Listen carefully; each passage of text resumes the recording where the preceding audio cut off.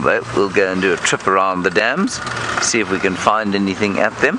So far we've been to Triple Pans, found nothing there. They've also been rather nicely excavated.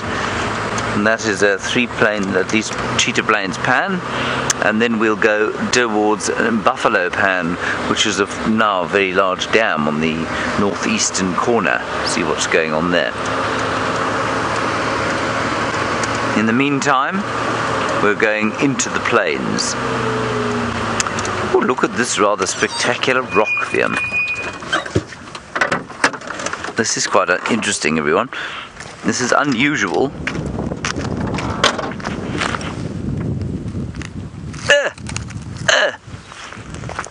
I'm not going to attempt to pick this up because I'll either do myself an injury or embarrass myself.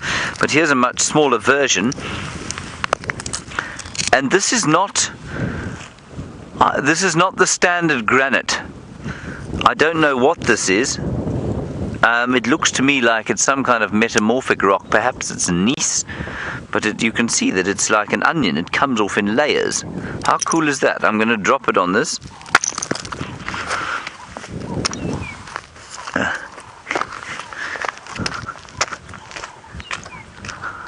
I wonder if any of our geological experts, well, Stef of course is a geological expert, he may be able to tell us how this was formed. Isn't that interesting? It's just like, I mean, you peel off the layers.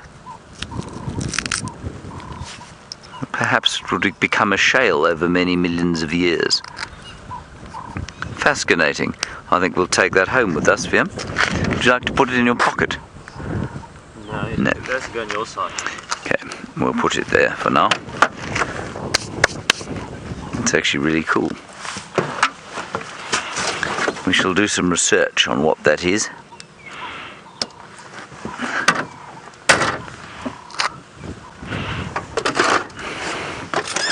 On we go. I'm afraid we have not seen... Have we seen a mammal yet on Cheetah Plains? No, we haven't. Maybe the clearings will yield a great plethora of life. Well, very positive that Brent Leo Smith has managed to find some leopard tracks. That's very good. Hopefully they will lead to a leopard.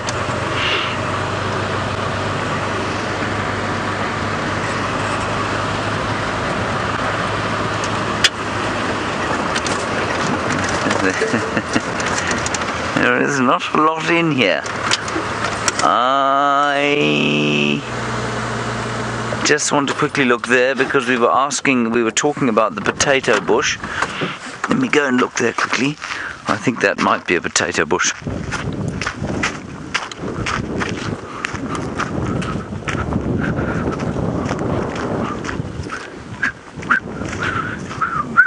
This bunch of scraggly things over here, everyone. It is a potato bush. Is it?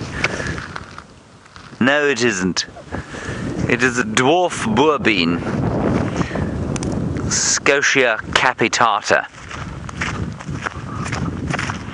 You all know the weeping boer bean, of course, that enormous tree that grows on termite mounds and produces beautiful red flowers. Well, this is its very dwarfish cousin, Scotia capitata, the dwarf boer bean. Very nice. I'm talking rubbish. That's not a dwarf boer bean at all. Stand by one. I'm just going to get a bit more.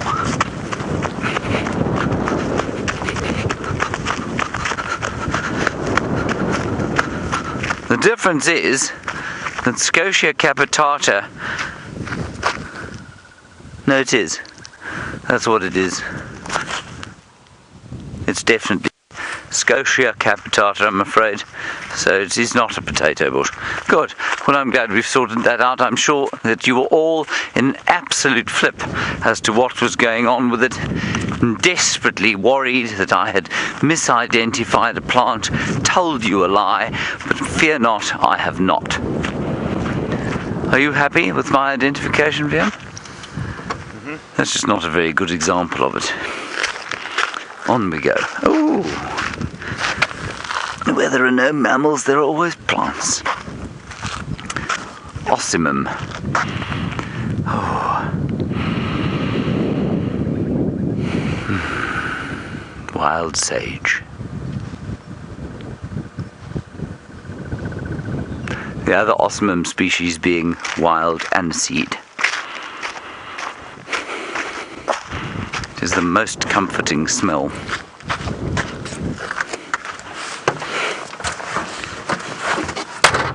Put that there to make my box smell nice for him. Yes. So that when I hold my camera to my eyes, I smell comfort. And I will take warm and beautiful pictures.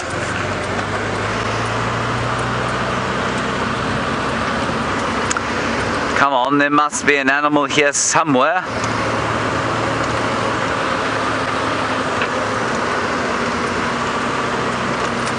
Now, Sammy and Sorab, you reckon my rock is a sandstone.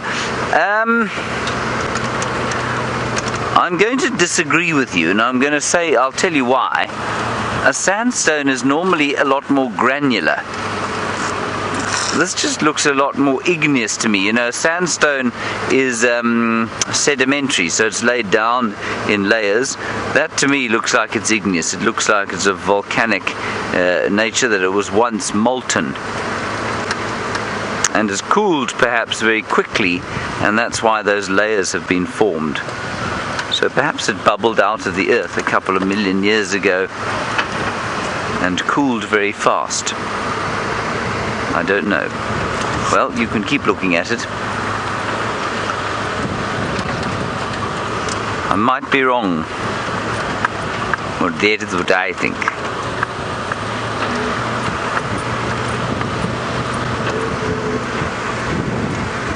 Fran, you reckon it's a mud rock or shale, which is in fact a sedimentary rock, but it's much finer than a sandstone. Yes, I could go with that, Fran. It certainly looks like a shale to me, the way it's, you know, able to break up. I mean, if I look at these pieces though, well, maybe it's a sort of metamorphic sedimentary rock that's just been put under a tremendous amount of pressure, and that's why it's been compacted like that. Mud rock, shale, certainly looks like a shale. Now we're on the southern border.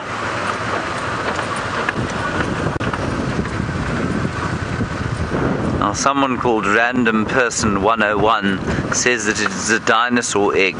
Random Person 101, you are incorrect. It is not a dinosaur egg. It is a dragon's egg.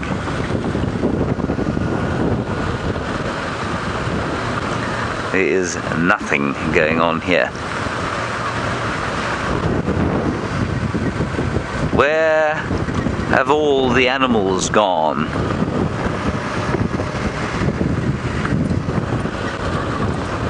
Right, let's hope Brent is having a bit more luck with his leopard tracking. Let's go and find out.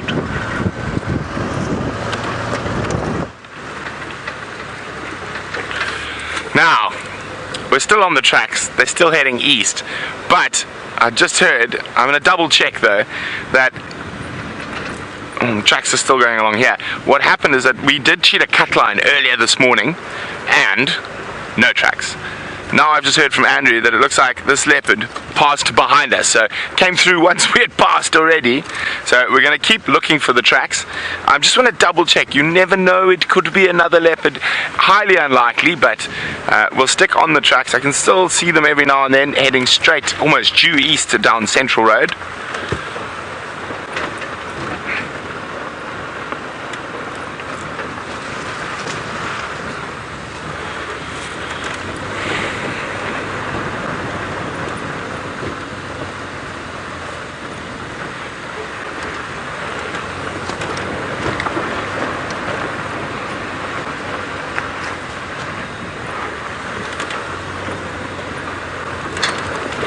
Okay, they're still going straight east. I can see them here. I really hope he hasn't managed to sneak behind us. That would be quite frustrating.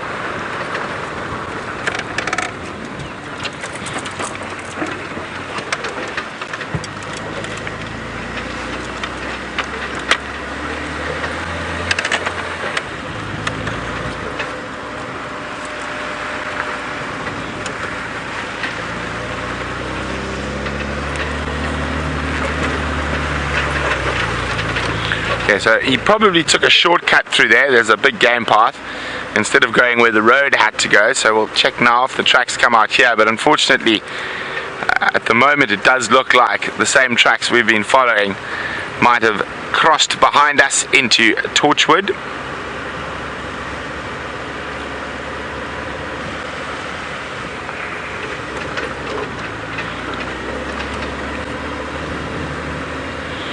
No tracks here, but that doesn't mean anything. As I said, he could be just moving parallel to us along the game path.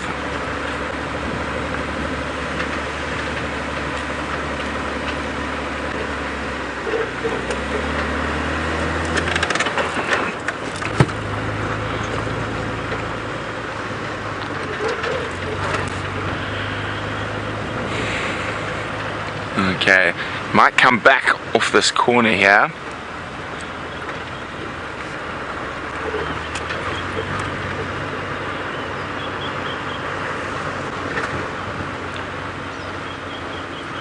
And not yet. We can only hope it's a different leopard, but as I say, I think it is the one we've been tracking, unfortunately. Remember, if you've got any questions for us, hashtag Safari Live on Twitter or questions at WildEarthTV. Well, even if we don't find a big cat on this sunrise safari, I'm still on top of the world with that female greater painted snipe that we saw at Buffels Hook. That's my first one at Djuma, or on Safari Live for that matter. I think one of these days I must actually just sit down and work out what my Djuma list is, and we can compare. Now, I heard apparently it was a new bird for quite a lot of you. I know they have been seen on the live drives, but I think before my time, so it's very exciting for me to catch up with them. They're such pretty little birds, and so erratic where you find them. I mean, they're literally, depending on rainfall, depending on the year, they appear and disappear quite quickly. Okay, now let's have a look here now. Here we go, the tracks are back. Oh, darn it. Darn it, darn it, darn it, darn it, darn it, darn it.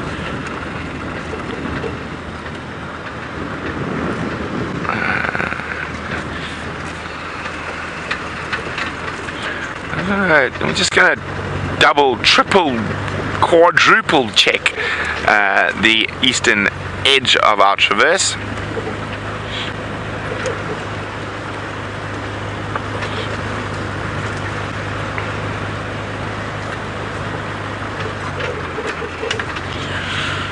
Now, while we keep our fingers crossed that this male leopard might loop back or is just lying beyond the boundary, James is continuing with his birding this morning.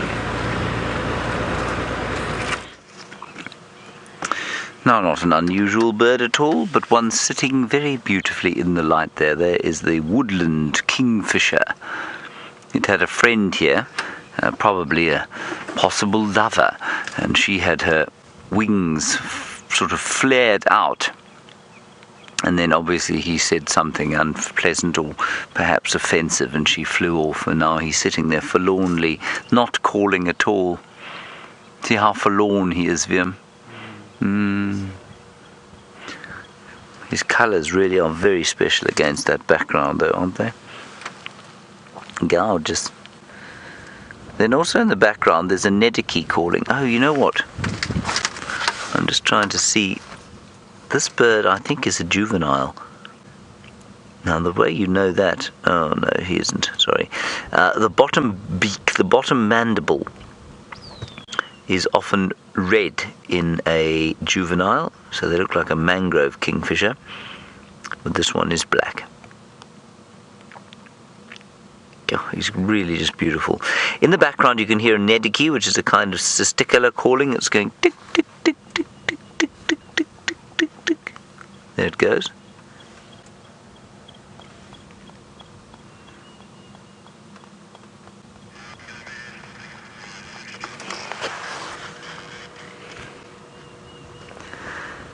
You can hear the Diederik's cuckoo.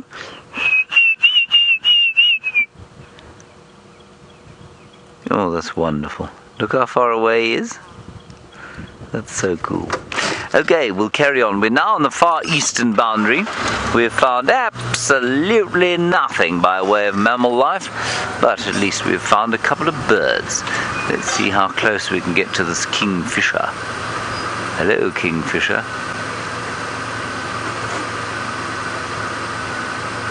I might be forced to break a rule and take a picture of him at this distance. What do you think, Vim? Shall I do it? Shall I be a rebel? I think I'm going to. Jay Atkinson, you're worried that it would be strange to have a safari with no animals and just birds. Well, Jay, I don't know that it would be strange so much as a little bit sad, but of course when we've got amazing birds like we've got now, it really is very entertaining. I find it, we spend a lot of time with the cats, of course, and that's because we love them so much. But to spend time just with these wonderful birds every so often, I just find very entertaining indeed. There we go, I took a picture of him. How naughty of me. Such a webble. There you can very clearly see his black bottom mandible.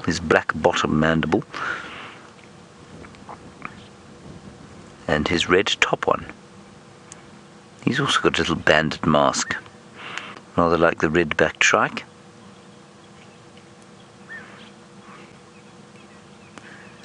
And he hasn't uttered a word. That's quite interesting. I don't know why he isn't calling.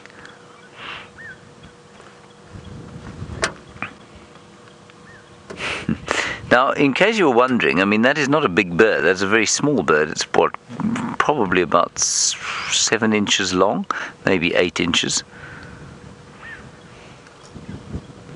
Oh, maybe he's looking for a hole. Now, they nest in tree holes, so they will be looking for tree holes, and we know that these silver cluster leaves do make quite nice holes.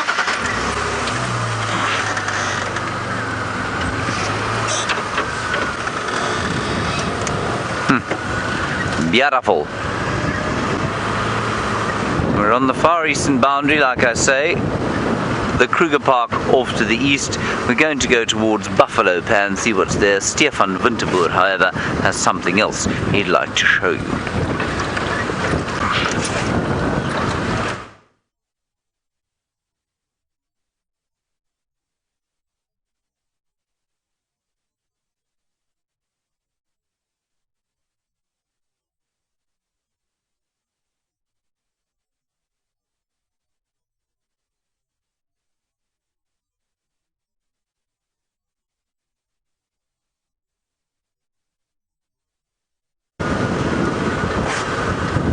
It must have been interesting looking at Stef going, don't worry, we have audio, as you can hear from Jigger's squeaking brakes. I saw a bird, another bird there. I think it's just a grey go-away bird. It is. I'm going to stick on this road. No, don't worry about it, Liam. It's high and far away. Stay on this road. It's quite a wind now, a strange wind blowing from the northeast. Now, a northeaster is normally one that comes off the Mozambican Channel.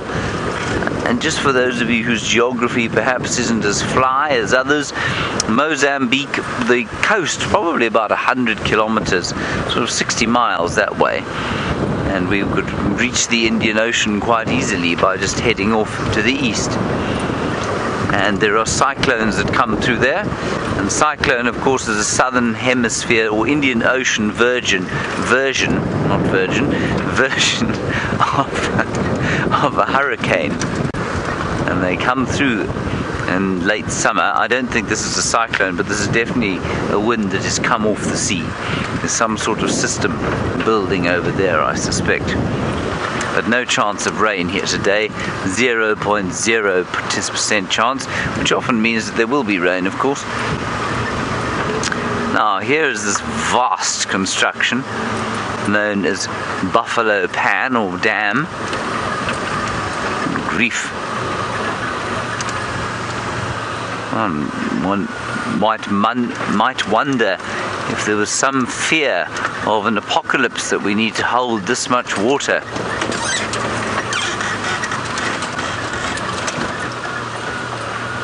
Buffalo pan has not buffalo, not water, not anything in it. I wonder if they'll be doing some sort of water sports in this particular dam. It's very deep. What do you think? Jean-Andre can come and practice his free diving here. Oh, they're shooting the sequel to Titanic here, says VM. That's excellent. Right, well, while VM and I discuss the sequel to Titanic that is going to be filmed probably from this very vehicle into this quite astonishing body of water, Stefan Winterboer is now audible. What a relief.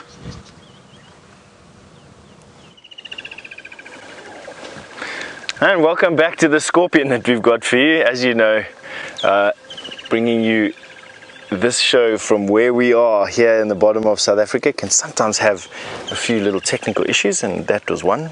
No sound. But what you're looking at right now is a granulated bark scorpion, and one of my favorite scorpions. These scorpions are virtually harmless to us, even though they look so scary. And she's actually quite big. You can see she's had a meal recently. You can see the back of her abdomen just before the tail starts. Look how fat she is there. Beautiful scorpion. Now, to give you some idea of size, let me put my finger next to her. Now, I'm being very careful. I don't want to disturb her too much. I don't want to touch her in any way. You can see there, she's definitely longer than my finger. Nice size scorpion. And she's not one of the dangerous types. As you can see, those very robust pincers that she has on the front of her body, in relation to her tail, which is quite small. If you have a look at that, quite a small little sting on there. So that's how you decide between venomous or dangerous and non-dangerous potentially scorpions, is the relationship between the sting and the tail. This is obviously more biased to the pincers, and you can see that she uses her pincers for hunting over her tail or her sting. And right up close, you can maybe see, just maybe see, that she's got a lot of fine hairs covering those pincers. That is, those hairs are pressure sensitive hairs. And she's able to actually sense air currents. She hunts by sitting just in an opening in the open. And what she's hoping for is a moth or a bug to walk close by. Those hairs then detect the air currents moving close to her, and she lashes out with those very strong pincers, grasping the victim in her pincers, and then just quickly pulling it apart before eating it. Very effective. I've watched them catch moths out of the air. It's the most unbelievably fast action. She's very, very sensitive to that. You can also see those two eyes on the top of her head from where we are now. Those are two eyes. The rest of the eyes are situated, let me see, so she's got the two eyes on top of her head, there, sorry, let me just get my sticks, there and there. The rest of her eyes are situated there and there. So there. Oh, got a violent spider running around like crazy over here, and that violent spider almost got me there. That's just making me nervous. Now, to give you some relation, that little spider that ran through just the top of your screen over there, that is, I'm most nervous about that. Even though the scorpion, which is as long as my hand over here, is right next to my finger, I was much more worried about that violent spider running around over here. They have a venom that is cell destroying. It's a cytotoxin, and a bite from them can turn quite badly septic. Whereas a sting from the scorpion would be a roundabout like getting stung like from a bee. So although I suppose if you're allergic to it, it would be terminal, but without it, it's not that bad. Now what I am going to show you here is I'm going to pick up some of the scorpion's food that it's been eating recently. So excuse me bending over here back into this violent spider's den over here. But here we have a whole bunch of discarded wing covers from last meals that the scorpion has had. Come and have a look over here.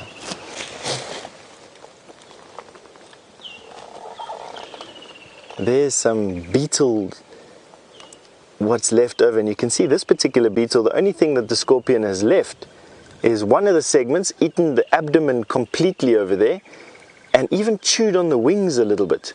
Have a look at that. There's the head of another beetle. I'm holding it by the antennae. So she's had a good innings, the scorpion. It's probably where she got so full from. She's in a very, very good place. A granulated bark scorpion. Very nice. Thank you very much, ma'am. I'm going to leave you and your angry violin spider alone now. Let's close up over here without getting bitten or stung.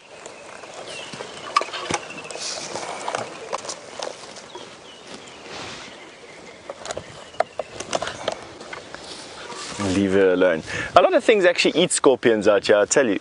Civets, mongoose, a lot of nocturnal birds will actually eat these scorpions, but as long as she's underneath that bark, she's relatively safe from being preyed upon. She'll be safe over here. All right, on that note, why don't we send you through to Brent, who's got an update for you.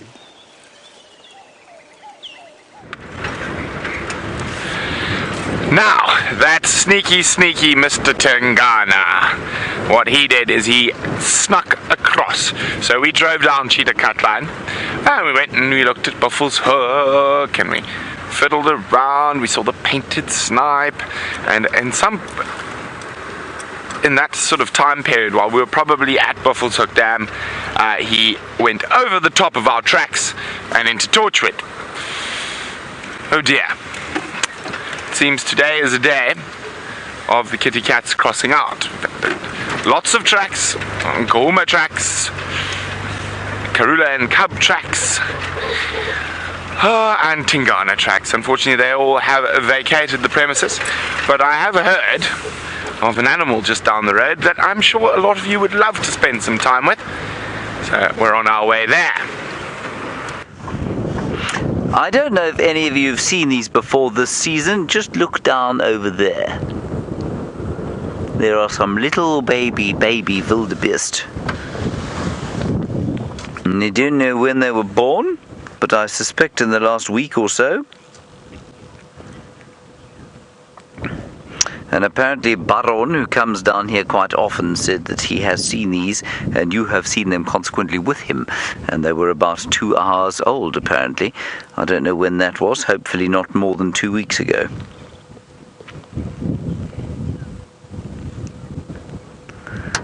Last week sometime, there we are then. They're having what can only be described as a hard sleep. Now, you may be thinking to yourself, goodness, at least they've managed to find a mammal on Cheetah Plains, but I'm afraid you'd be mistaken. They are in fact on Nkoro. We're just looking into Nkoro from the northern boundary of Cheetah Plains. That is the Nkoro Tower over there. There are 1 or 2 more off to the left. Oh, look, one's going onto Cheetah Plains. There. It is now on Cheetah Plains, our first Cheetah Plains mammal. That is excellent news. Phew! Goodness, I thought we weren't going to see any mammals on Cheetah Plains today.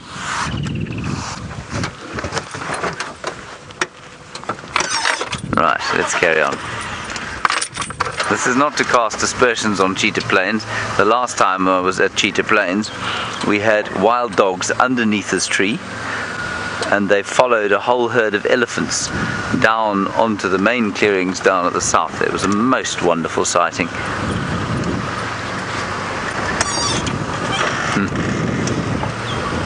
The water has dispersed all the animals. It really is quite astounding how that's happened. And I haven't seen a buffalo, I don't think, for 3 or 4 days. At least 3 or 4 weeks. There we have a very peaceful Cheetah Plains wildebeest. Good morning. Hello. Yes. Many would call them part of the ugly five. I feel that would be very unkind. Many would describe them as stupid, and I feel that's just because they look a little bit gormless. I don't think they are gormless. This one seems to have a seriously impressive set of eyelashes. I can't even see his eyes. That is amazing. You see that, Vim? He's exactly, almost like a Scottie, he says.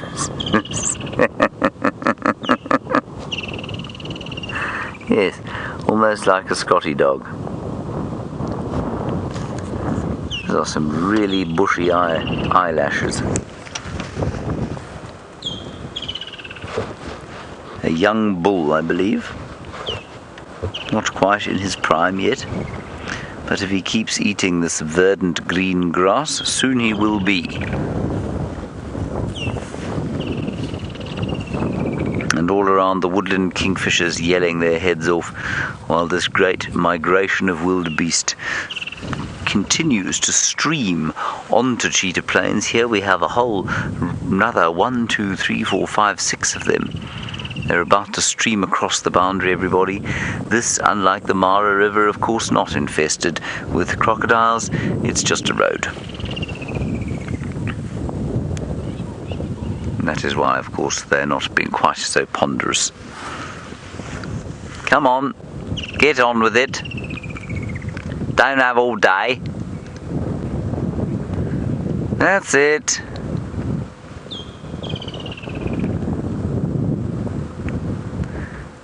Not sure why I'm sitting here with an expectancy of them crossing the road, as if it's going to be some kind of grand event. Oh, it's just a lovely day, you know. The temperature's pretty perfect with this nice northeasterly coastal breeze that's coming in. And hopefully it will remain such. There we go. The crossing has begun. Oh, swimming downstream slightly. There we go, well done, you've made it. Excellent job. And I think this cow in front of us is still pregnant. Look how swollen her belly still is. I'm sure that she's going to produce another one of those very, very sweet little calves fairly soon. And off to the right-hand side, Jumpy, I think that one has just celebrated its first birthday. He's going to have a very impressive set of horns. To have horns like that after only a year, I think is pretty impressive. And you can see a young cow off to the left now coming towards us. She's at full charge. You can see her horns also. She's, the same age as that young bull, but her horns aren't nearly the same size.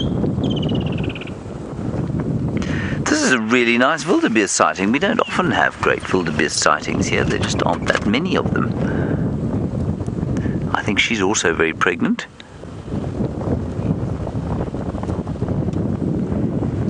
Is that the one making the crossing? They're fearless, aren't they, Vim? They have to be to get across these roads.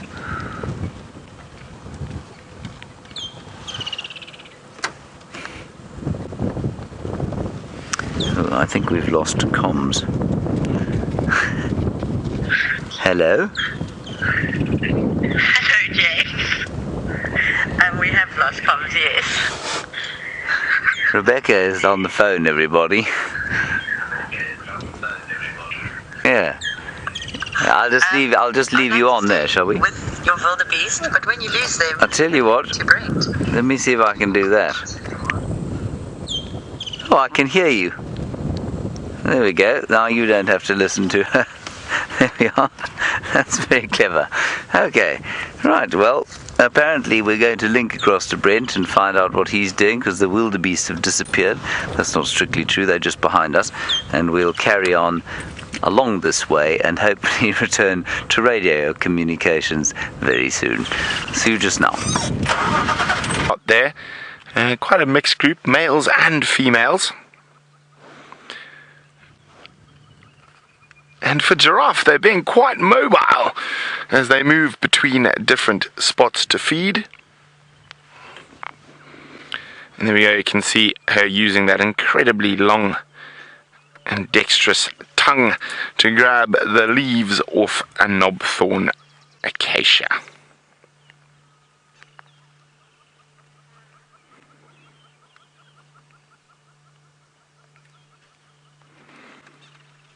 So this is a female. You can see she's got nice long hairs upon her ossicones or her horns. The males, even the young males, will have started balding already. Well, it's the largest ruminant in the world. It's also the tallest animal in the world.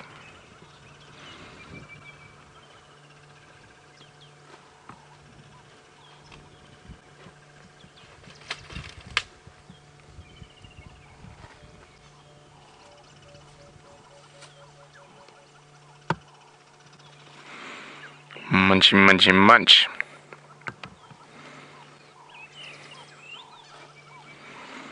Now, we don't see big groups of giraffe too often in this part of the reserve, and because they generally prefer open acacia woodland, whereas most of our woodland here is combretum. But we are lucky enough every now and then to get them as they move through the area.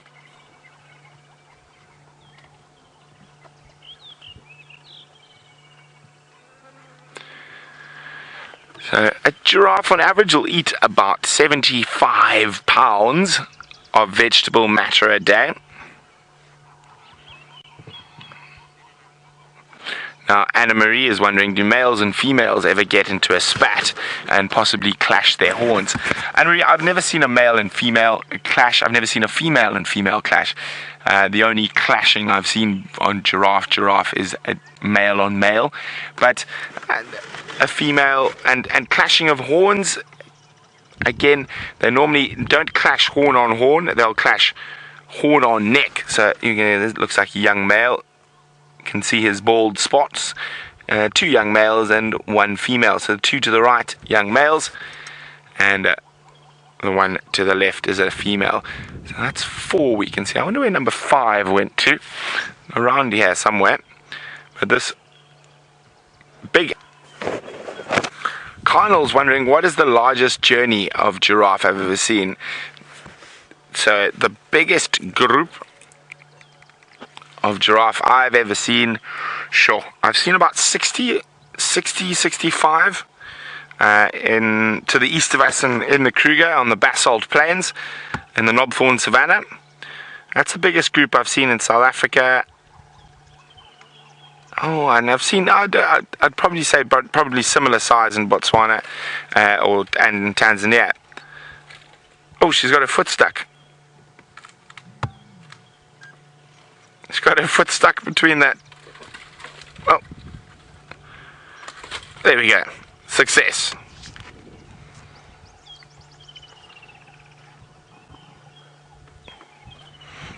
And you can see, even though they can feed very high with those long necks, it's not uncommon to find them bending down to get some luxurious young leaves.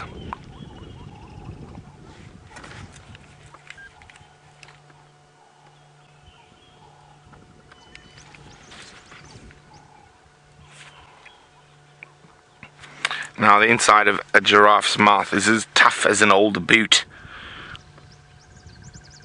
So that tree is full of thorns, but she manages to just munch on through them.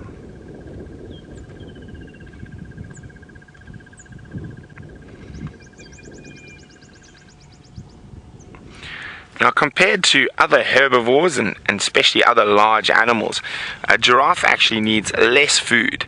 And that's because of their height. They're able to eat leaves and that and have more concentrated nutrients, and coupled with the fact that they're ruminant and have a very effective digestive system is the reason for them not to need to eat as much as other creatures if the other creatures happen to be the same size. And normally they will not go without water for about longer than 3 days.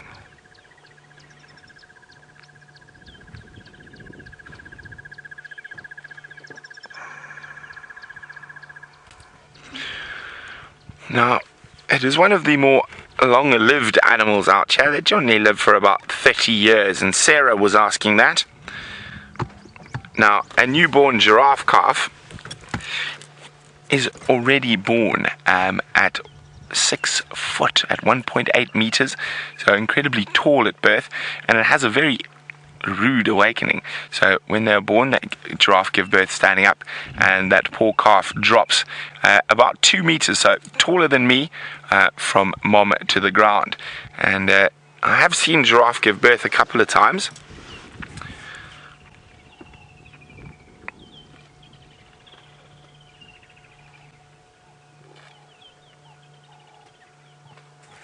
Now, the one very interesting thing about giraffe calves and their suckling, now, it seems to vary very much from different parts of Africa, and not even from different parts of Africa, to different individuals within a population.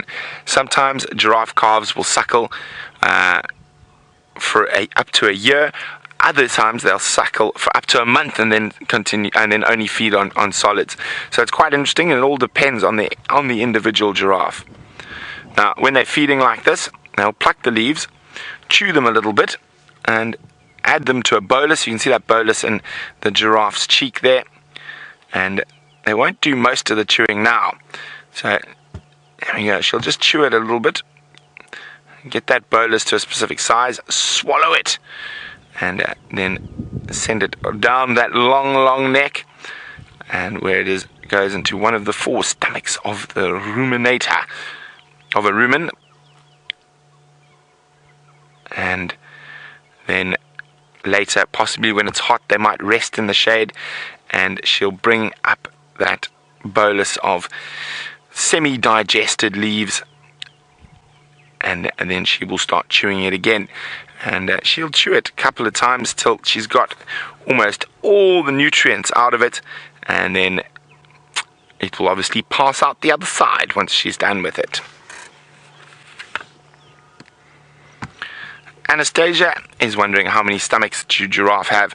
Well, Anastasia, like all ruminants, the giraffe has 4 stomachs.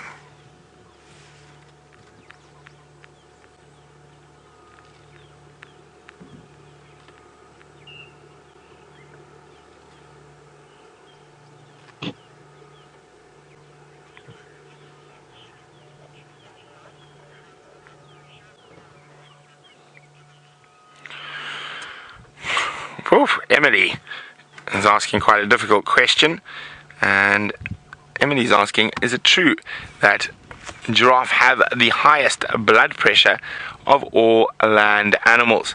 Well, Emily, I would say probably so. Oh, look, she's got away from lions. Look at her back leg, back right leg.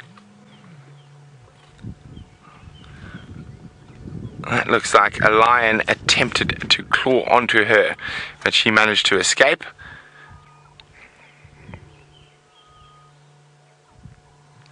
Now, Emily, I haven't forgotten about you.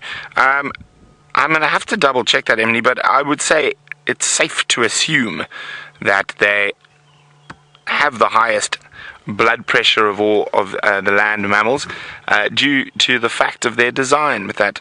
They've got an incredibly big heart for an animal that size. Of course, they need that to be able to pump blood to their extremities.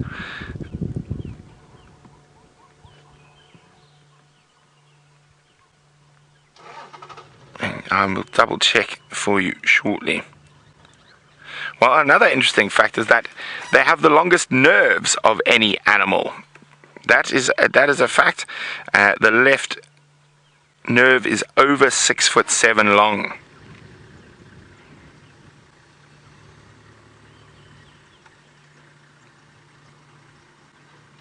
And these nerve cells have a combined length of nearly 5 meters or 16 feet in the largest of giraffes.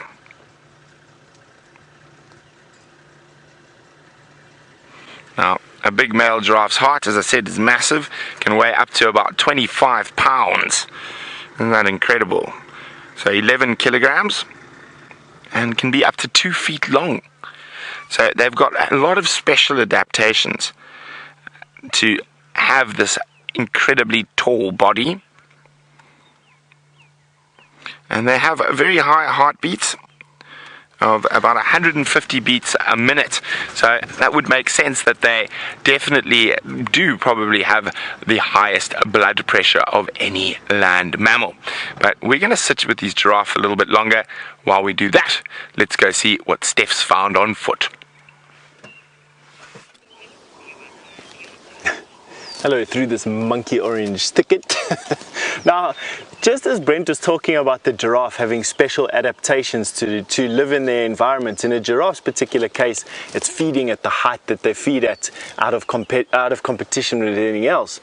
People have also got these adaptations to living in dry, arid environments. And this is a very dry environment. As you can see, there's very little water. But if you know what to look for, you can find water almost anywhere. And this is one of those things we get water from. This is an ipomea, or a morning glory. And below a morning glory is a treasure house of water. And I'm going to see if I can show you exactly what I'm talking about. So what you do is you follow the morning glory to where it goes into the ground, and then you start digging with a stick. And not too far from the surface, I'm hoping, we will start finding a bulb. I'm just loosening the sand, trying not to damage my guide, which is the plant itself. Trying to keep it quite wide. You don't want to be too close to the plant. And this one's deep. It's good. Much promise. Now, the Bushmen were the ones that first found this, and you know, to be honest with you, it's probably just from watching animals. A lot of this dry season animal behavior that we've been seeing has been pretty weird. And steenbok are very well known for digging up, steenbok and elephant are very well known for digging up these particular plants. They're also very good desert specialists. As you can see, we're digging a sizable excavation here. I'm hoping that it yields. There we go. You might have to come around this side to see it. I'm not going to be taking it out of the ground because I don't want to kill this particular plant. But what I will do is I'll excavate it as much as I can for you, and then we'll just bury it again. Can you see the tuber?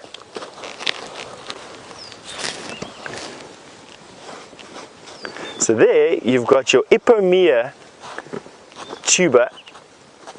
They're about as big as a tennis ball, a large tennis ball, a large cricket ball. It does have a root that comes out the bottom of the tuber, and this you can get water from, and I'm going to show you how. I just want to clean my hands because generally my hands are so dirty. By the time I get any water coming out of these things, I can't ever drink it. So the trick is to try and grate yourself some of this tuber. Now, without damaging the root, I'm going to get you some there.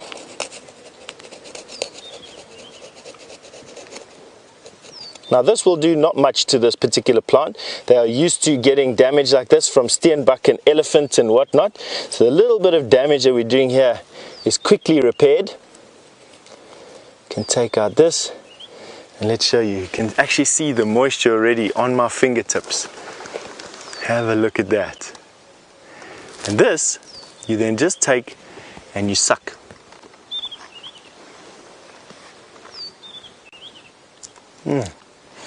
It's a relatively bitter tasting water, in actual fact very bitter tasting, but can give you quite a lot. I mean, I reckon you could probably get about a cupful of water from this tuber. If you were in a survival situation, a cupful of water or 200 mils of water is going to mean the difference between life or death. But in that particular case, what you do is you wouldn't suck the tuber, you just take it and you'd squeeze it. You get a lot more pulp, obviously. And let me see if I can elicit a drop for you. There we go. Is it going to drop? Yes. It's running down my finger over there. So there we go. Most of it has come out over there. And that's just from this much pulp. And I'd sucked a lot of it out of it, a lot of moisture out of it as well. So that is how you get water out of here. Now what we're going to do is bury this plant again.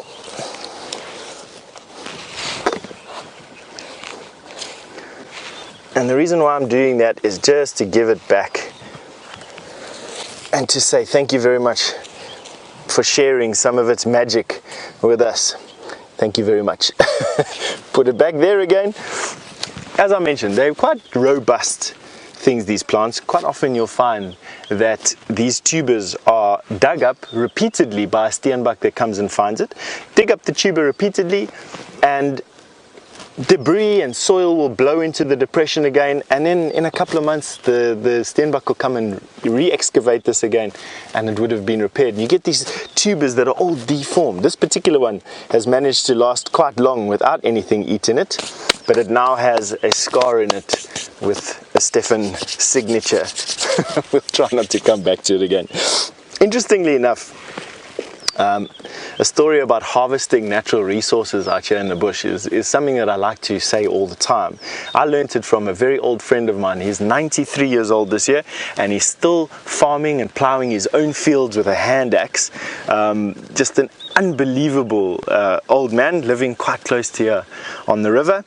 And he always told me that for respect for the environment, you always collect plants, you collect things from the eastern side of the plant. You never collect from any of the other directions, and you always offer thanks. So that's why I'm sitting on the eastern side of this plant. You always harvest from the eastern side. And when I thought about what he was actually saying, is that he was believing that this is just out of respect to the plant, but it goes deeper than that. If everybody only harvests from the eastern side of the tree, then no one will ring bark that tree. In other words, when you get to a tree and someone's been harvesting it, you will move to the next tree rather than harvest from the same tree, or the easiest, the lowest hanging fruit, in other words. And secondly, by creating a depression only on one side of the tree, you're creating a compost sump. So you create a depression there, you aerate the soil, you then inject a collection point for water and for wind-blown leaves and debris, and that creates a compost sump right there. And that in itself helps to regenerate and heal the wound from collecting from that tree. And it's just a nice story that I always like to tell everybody. If you are going to collect bush medicine, or you're gonna harvest from the forest, always do it from the eastern side, or whichever side you want to, but whatever is generally accepted in that particular environment, and then leave a little depression there so that it collects some compost, so that the tree then has some food, or as a reward for collecting what you want from them.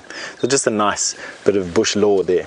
Anyway, thank you very much, Mr. Ipamia, for sharing some of your water with us.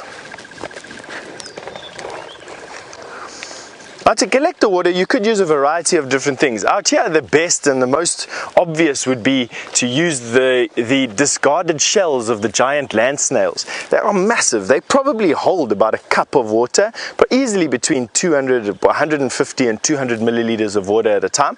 And you could quite easily get a cup full of that water in one of these giant land snail shells. And they are almost lying all over the place. You can, without much difficulty, find one. I'm just trying to scan the bush to see if I can find one for you.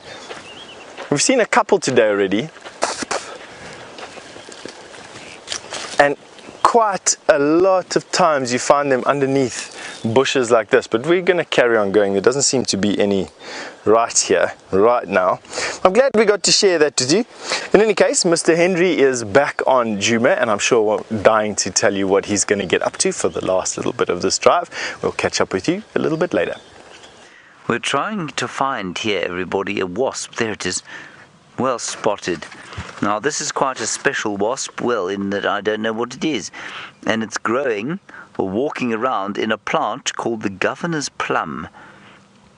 And this is only one of two versions of the governor's plum that I think there are here.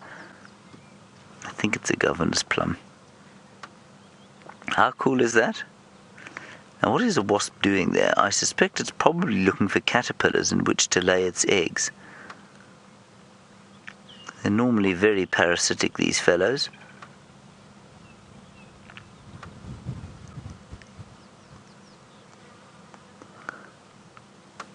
Look at that.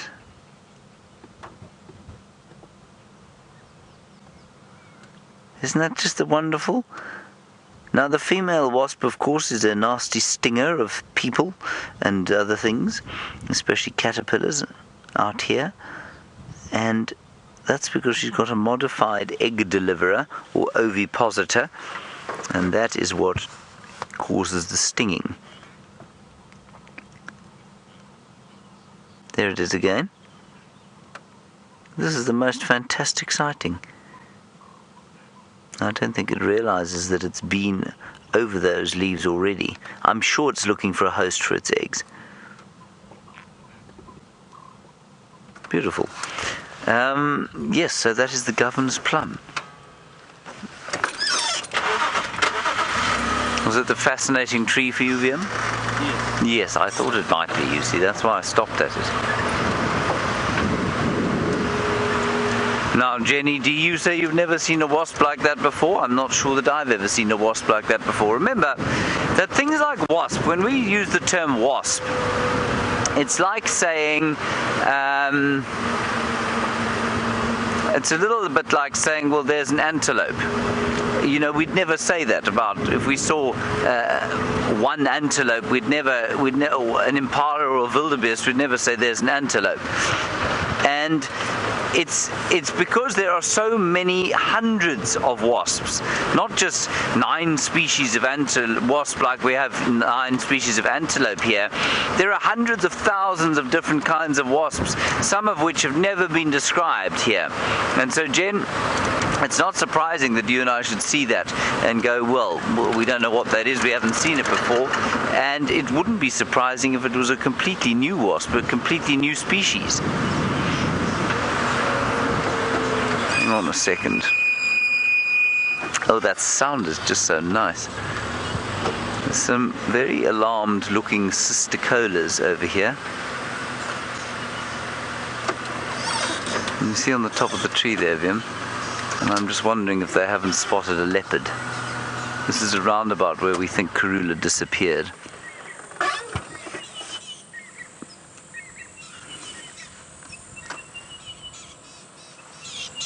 And that is the rattling cisticola making its alarm call. Oof, it's starting to heat up now. And as it heats, the sound of the midday call of the orange-breasted bush shrike starts to come out of the bush.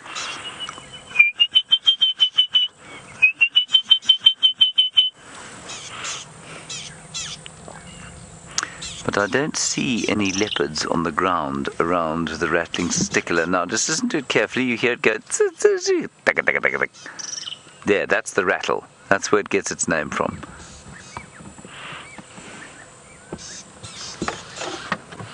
You've got another one there. Oh, right here. Maybe it's just making friends with this one. Isn't that cool?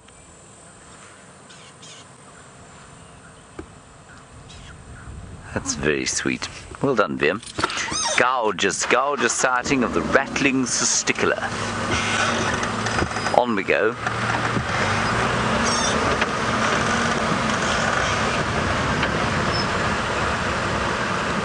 You see this friend? It's a dragonfly, everyone.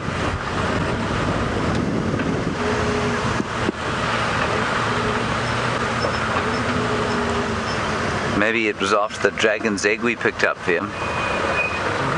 Vim very cleverly pointed out that the dragon's egg and its ilk, which we saw quite a lot of on Cheetah Plains, was all around where they'd been doing some road works. So I don't think it's an unusual rock type brought into there, at least that's been excavated there. I think it's probably been brought in, either from a localized quarry where there's lots of that shale, or it may have even been from out of the reserve.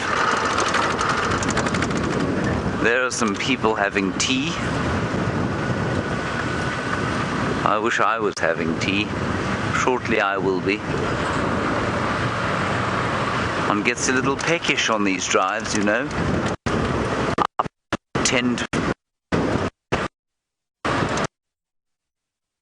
Says I should pack a snack pack. There's another dragonfly. They seem to like hanging around the cars. Right, we're doing one last foray down the southern boundary, and then we'll go straight up the middle of the reserve. Unless there are no kitties around. This guy's doing about 150. There don't seem to be a great deal of anything else really in terms of big animals. Ah, yeah!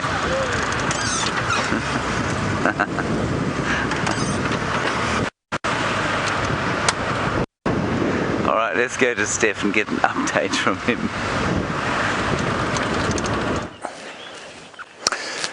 Just have a look at this mountain of sand that we've got here. This is an excavation from an aardvark, or an ant bear as we know them. Now they're not very big. I mean they can weigh up to 100 pounds or so, but just have a look at how much sand is actually coming out here. I'm going to show you by climbing into this excavation, just hoping that nothing comes rushing out at me over here. Hello, hello, hello. Some warthog tracks around here, and what you don't want to be is stuck in here with a warthog. Now I'm in the entrance basically of this particular burrow. It's been excavated at an angle out in that particular direction, but just have a look at this mountain of sand. I would easily say there's probably about 5 cubic yards or 5 cubic meters of soil that is being excavated out of this particular warren. And it's just going to be interesting to see like how far it actually goes. Now I'll draw a picture for you on how these dens go from my experience. They pretty much have, in this particular case, let's put our burrow entrance here with the excavation of sand here, and you've got all the sand. They make a loop underground, and then they excavate a circular hole quite often after a loop. And it's there that all the sand is coming from, and maybe used as a den site. They have their babies inside there. They return from time to time and excavate it. So basically that's what it looks like if you were to chop the top off, basically. And I'm sitting over here in this entrance. So a looped side. Just very interesting. So not a feeding excavation. I think that this is more a residence or a dwelling.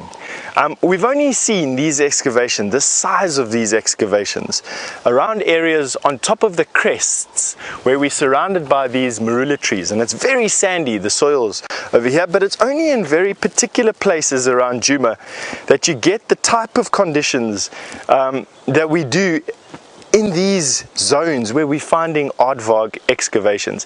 And all over here we've got them. There's another one right there. So there's one collapsed tunnel here, there's one there, there's this big one that I'm standing on now. So definitely being used for multiple times. It's not just one time. This is mystery, you know. Actually, there's always something new to learn. There's always something new to see, something new to experience. This is just one. These excavations from these aardvark have been keeping me puzzled for the whole season so far. I don't know enough about aardvark. I don't think anybody knows enough about aardvark.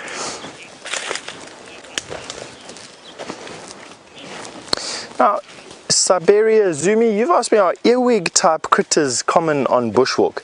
I suppose so. Siberia, if you look for them, you'll find them. They generally inhabit moister areas, so closer to the drainage lines where there's a little bit more shade, and underneath tree stumps. I've seen them. So earwiggy types, soft-bodied insects with this funny pincer-like appendage at the back of their abdomens. You do see them from time to time, Siberia.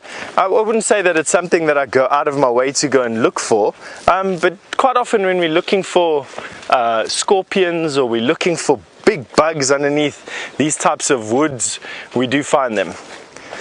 Let's see if we can find you one now. Why don't we? It always gives us a chance to see what's underneath these stumps.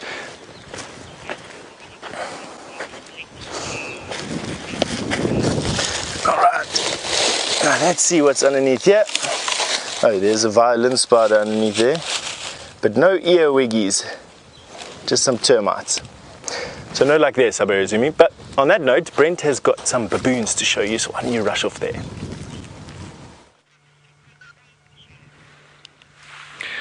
Well, we've got some primates that are wandering around opposite the Vuyatela Dam. We don't want to get too close because they can be quite skittish, but they are Chacma baboons. We're just going to sit here patiently. Hopefully they'll get used to us. We're about just under 100 meters from them, and hopefully as we just sit here keeping still and quiet, they will relax a little bit. We saw one playing a cowboy riding Mom's back. Now there's apparently more that are coming in from behind us, so we're hoping that they're going to... Oh, they've gone up into the tree. Let me go back and see if we can see into the tree.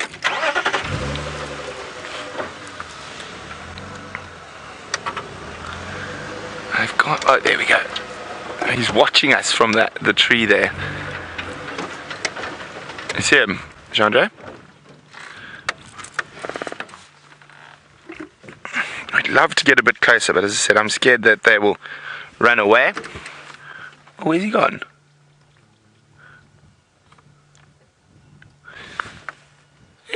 Amazing. He was just in there a second ago. I mean, I'm sure he's still in the tree, but I did a bit of a disappearing act right at top. Let's just try at the top there. What was that? No, that's another tree. I apologize, Andre. Where are you hiding, baboon?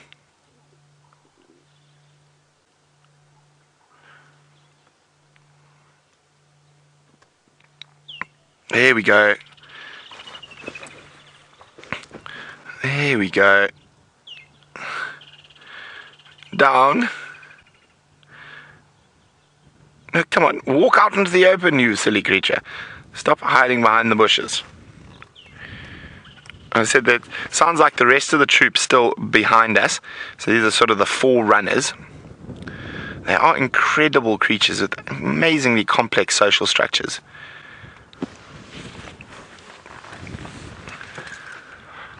What do you think? Should we go back a bit, Chandra?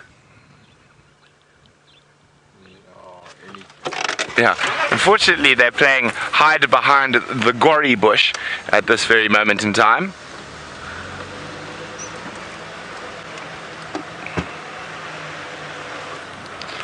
Also trying to keep an eye out behind me for the rest of the troop as they move through, and they might be coming for a drink.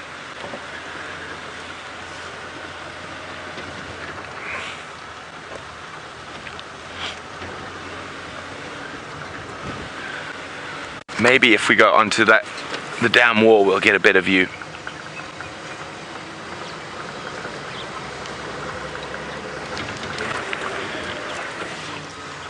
Making sure there's no large obstructions behind us.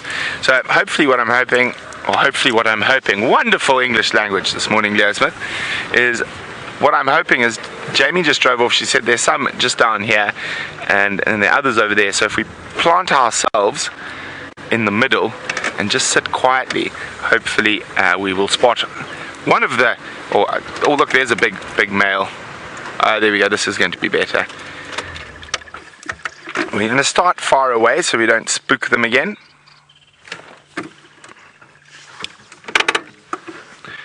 There's a big male baboon sitting in the shade.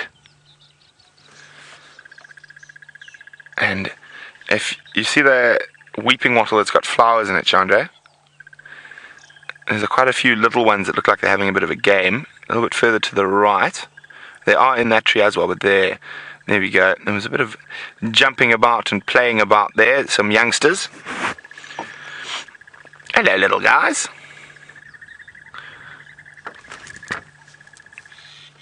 Oh. Incredibly agile. Oh, there we go. A baboon surrounded by yellow flowers. You see the wind starting to pick up. This is sort of like the teenage gang, and they always, look at that, he's upside down. That's why it's always great to spend time with the teenagers. They're full of nonsense.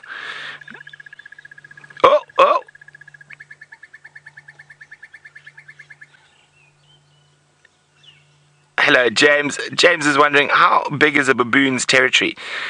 James, it is so variable. Look at that. Oh, by the tail.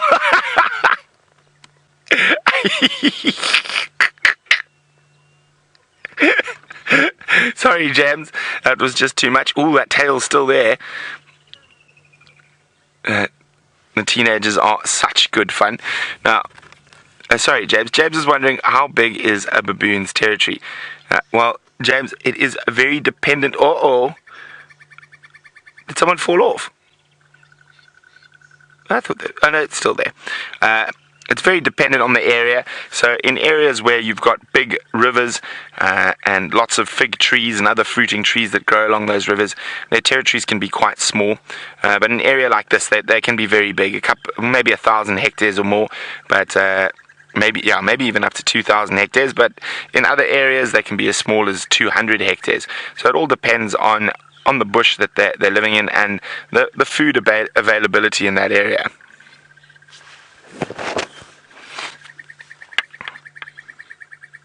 Oh, how many little ones are there? About four.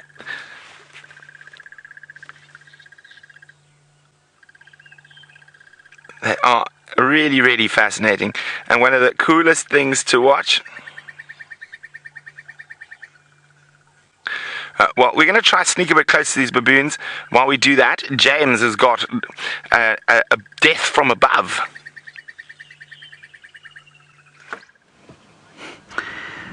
I'm not sure why Leo Smith takes it upon himself to describe every raptor I find as death from above, but I suppose if you happen to be something that this particular bird likes to eat, then death from above is indeed possibly something that is, well, appropriate. Now, I don't know what that is. We know it's juvenile, and I think what it is a juvenile steppe eagle. Now, the reason I think it's a juvenile steppe eagle is that can you see the way its hind wings fold and almost meet underneath the tail there, or on top of the tail, and it looks a little bit like a batelier. The way a batelier's wings fold, it's definitely not a batelier, obviously, but that's the only other bird I know of that has wings that fold that way. Then the other thing is the white mottling on the shoulders. That is typical of a juvenile steppe eagle, but the real clincher, if you look very carefully, is that as far in as you can get, Viam? You might not be able to see it there, but the gape extends behind the eye. Now, the gape is the opening of the mouth, basically, and on most of these eagles it doesn't extend beyond the middle of the eye. So if you were to take a perpendicular line from the middle of the eye and drop it down, you'd find that line crossed the gape, and that would be indicative that this is in fact a steppe eagle. And so although Brent has described it as death from above, and it is a very large eagle, this is not a small fellow by any stretch, he's actually largely an eater of termites. So that's about a 2 and a bit foot bird, weighing in at almost 3 kilograms, so about 6 pounds, just over 6 pounds, and such a terrifying raptor is an eater largely of termites. Yum, yum. Everyone loves termites, of course, to eat. They taste like peanut butter fried in a little bit of butter. Let's continue. We're going to go and try and find 1 or 2 more things before we get through the end of the drive, and we have our breakfast. I think I might have peanut butter for breakfast. How delicious.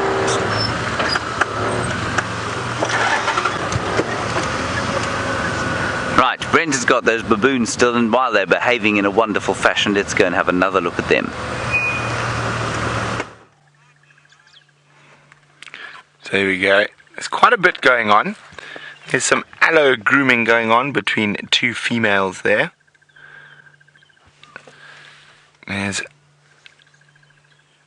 some searching for favor going on. So there's a female, and she's grooming one of the big males.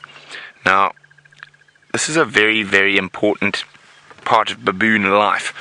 Now, even if you're a low-ranking female, if you become one of the dominant male's favorites, and you can do that by grooming, by giving him food sometimes. They're able to never sort of change their hierarchy with the females, but a big male will offer her protection and from the other females and from the other males if she does become one of the favorites. And now in that dead tree there's also a young one still up in the dead tree to the left. Or have you spotted something? Oh, on the ground now. Oh, there we go. There is one of the teens. Oh, there's another one coming in. Will there be a pounce from above?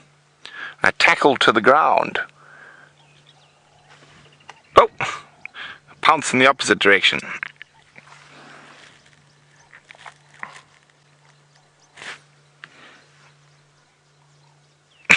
Itchy. Now, of course, like most animals that live out here, and especially most social animals, baboons are quite often absolutely covered in fleas. Off you go. Where are you off to? Cause trouble somewhere, I'm sure. I'm just going to try and move slightly more forward.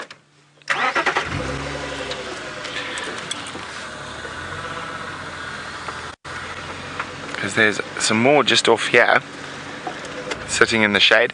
Now, as it becomes really, really hot, which today is going to do, baboons will quite often take a nap or a rest in the shade, which they're doing now. So they've probably been on the move since first light.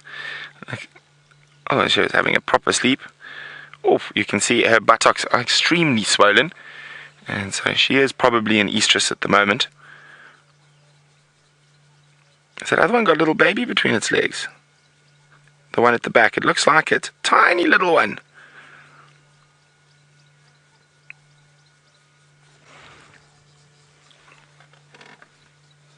Come on, move you so we can see the baby.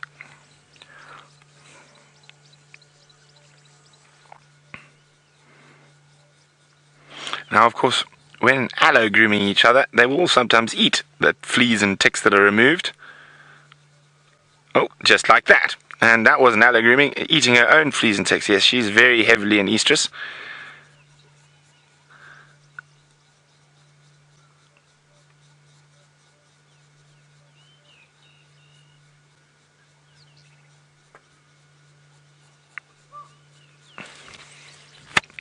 And there's a big male following her. Are they looking for a little privacy behind the bush? Probably not. So there's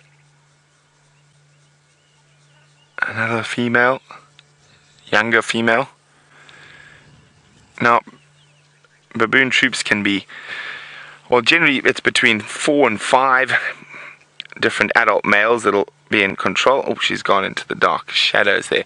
Let's just see where that female who's in estrus and the other male was heading. They've headed to a white berry bush. I think back is going to be best for those two. Can't see where the terrible teens are, and they might be frolicking around just out of sight. Spike thorn thicket, that's the last spot we saw them.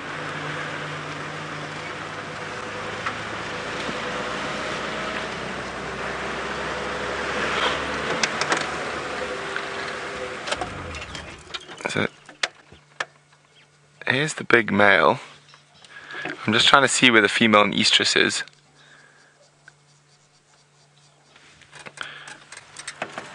That's a female with another baby.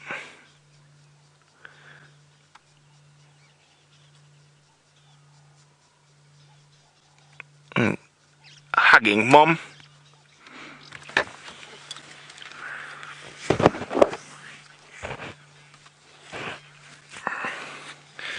Hello, Dale. And Dale is wondering if I can explain the differences between monkeys and baboons. Well, baboons are monkeys, but they're of course a different order, different family of monkeys. When you look at their baboons, they've got much longer snouts, they've got far more developed teeth, and they are generally less arboreal than monkey species, so they do spend quite a bit of time on the ground foraging, and they're like monkeys. They're great omnivores, but also if you look at their tail, it's got that very distinct kink in it. Certain baboon species actually don't even have tails, but generally they're much bigger and less arboreal than a monkey species. So they are not what we would call an ape or a great ape. They're still a monkey. But it has been nice catching up with a troop of baboons. It's not an animal we get to spend too much time with out here. I'm just still ecstatic about that painted snipe earlier on this morning sunrise safari. And for the last few minutes of the show, we're going to go across to the highly entertaining Commander Bond. So from Jandre and myself, we'll see you on the sunset safari. He's ecstatic about the pizza tonight. Is that what he said? That's a very strange thing to be ecstatic about. Anyway, that's going to be it from Viam and I today, everybody. Thank you for coming on our drive with us. It was lovely to have you with us. I'm sorry we didn't find more in the way of big game, but we found some beautiful birds. And that hardy darn nest, an absolute highlight. We'll see you this afternoon at 1600 hours. Until then, stay safe and enjoy the rest of your day. Bye-bye. Now, for the last couple of minutes of this particular show, we've found or bumped into this buffalo carcass that is just absolutely astounding to us for a couple of reasons. One is it hasn't been touched, and that is one of these things that we're seeing from this year's drought, or the after effects of this year's drought. And because it hasn't been touched, a lot of the skin is still virtually intact, barring these few places where it's become paper thin on the inside, and you can see how skinny it's basically just the fur left. Every bit of meat has been cleaned off here by insects. I would probably say that the insects were responsible for 99% of eating this particular carcass. It's just left this really bizarre pattern, something that I haven't seen in 18 years of guiding. I haven't seen this many carcasses that have been untouched by hyena, by vulture, by lion. Now, one of the things that has astounded me right now is the fact that these ticks have died with this buffalo. These are host-specific ticks. They're specific to buffalo. And you get different types of ticks. You get 1 host, 2 host, and 3 host ticks. And if I were to hazard a guess, I would say that this is a 1 host tick. It's a hard-bodied tick. And what I mean by 1 host is that they climb up onto a buffalo. They then live with that buffalo for almost their entire life. This buffalo happened to die before they could drop off and lay eggs in the sand, and so they died with this buffalo. They didn't drop off the buffalo. They didn't look for another buffalo because they're not programmed to do that. If we come and have a look at this side over here, we can even see the grass that was inside the intestines is still left over. That is the grass that you're looking at inside there. That is the leftover grass drying out now from the back of the tummy of this particular buffalo. I mean, even its tail hair is still here. This is the hair from its tail. Woo. I tell you, being on this side of the carcass is